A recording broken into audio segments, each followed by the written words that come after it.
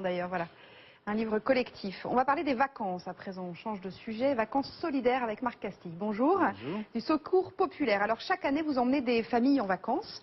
Combien de personnes déjà? Des familles, des enfants, des jeunes, des beaucoup moins jeunes.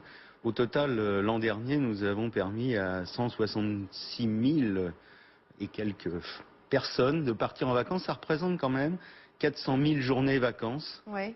offertes grâce aux donateurs financiers et entreprises du Secours Populaire, Ouais. et puis aussi grâce aux bénévoles du Secours Populaire, qui sont quand même 80 000 sur tout le territoire national, et qui se mobilisent pour permettre à tous ceux qui ne partent pas en vacances de partir. Et malheureusement, nous avons des chiffres plus qu'inquiétants. Oui, c'est la question que j'allais vous poser. C'est un chiffre qui est en augmentation, on imagine. Et oui, et ça, c'est quand même évidemment un des facteurs, des constatations de la crise que nous vivons.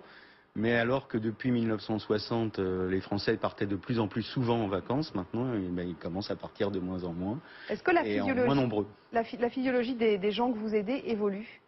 Oui, parce que nous avons eu dans la dernière période, c'est-à-dire au cours des 4-5 dernières années, des gens qui travaillaient, qui sont venus nous voir alors qu'ils ne peuvent plus faire face d'ailleurs à leurs besoins primaires, puisque souvent quand ils viennent nous voir, c'est pour nous demander de l'aide pour manger. Et bien évident que dans ces conditions-là, les vacances deviennent un acte secondaire, mais c'est pourquoi le Secours Populaire d'ailleurs dit les vacances, ce n'est pas du luxe. Oui, c'est ça. C'est-à-dire que c'est toujours le budget qui saute en premier, mais effectivement, c'est pas du luxe. Ça permet, notamment concernant les enfants, de participer à leur évolution, à leur éducation. C'est aussi votre mission à vous. Absolument. Et puis pour une famille qui vit des difficultés, c'est aussi se retrouver autrement.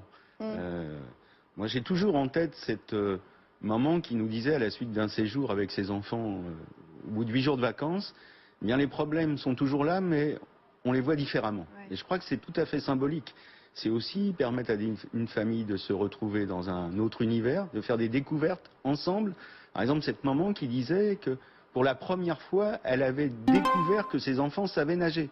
Parce qu'ils avaient appris à nager avec l'école, c'est très bien, il faut s'en féliciter, mais elle ne les avait jamais vus nager. Ouais. Voilà, par exemple.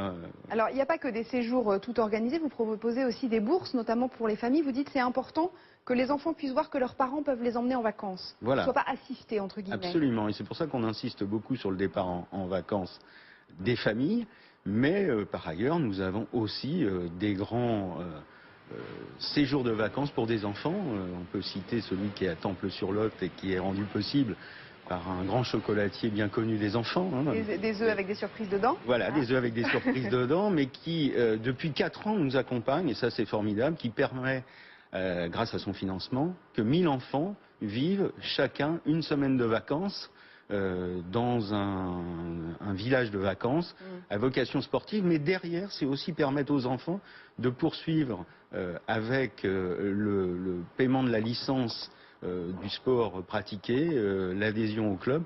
Donc ça, c'est très important à notre avis. Ça, c'est la mission d'éducation que vous avez en fait. C'est la mission d'éducation. Par le sport, par exemple. Par le sport.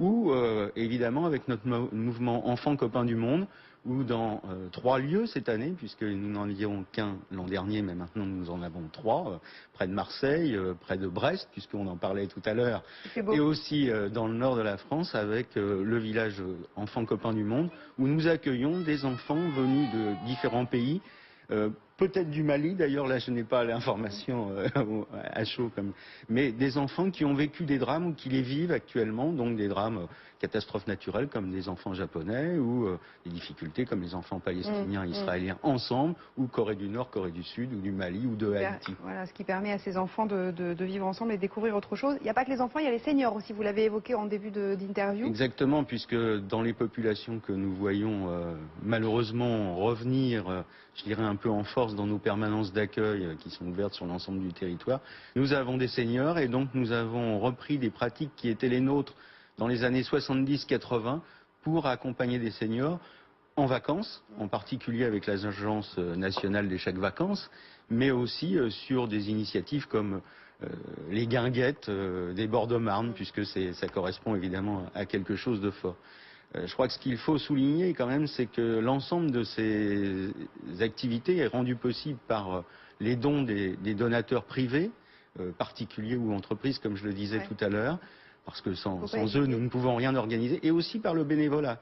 Et là encore, je ferai un petit appel grâce à vous, c'est que après le 15 août, nous organisons les grandes journées des oubliés des vacances, qui permet à des enfants en particulier, mais aussi à des familles qui n'ont pas eu la joie de partir, de connaître au moins une journée de vacances. Par exemple, pour la région parisienne, ça sera à Cabourg. Là, vous aurez besoin de bras pour venir vous... Et donc, nous avons besoin de bras, puisque c'est plus de 50 000 personnes et enfants qui vont être concernés. Et donc, nous avons besoin de milliers de bénévoles. Donc, on peut encore participer écoutez, de on va manière concrète. se rapprocher du secours populaire via votre site notamment. Merci beaucoup, monsieur, d'être venu sur le plateau de LCI. Sébastien, le journal dans une seconde. Bonjour Bénédicte, savez-vous combien il vous reste de points sur votre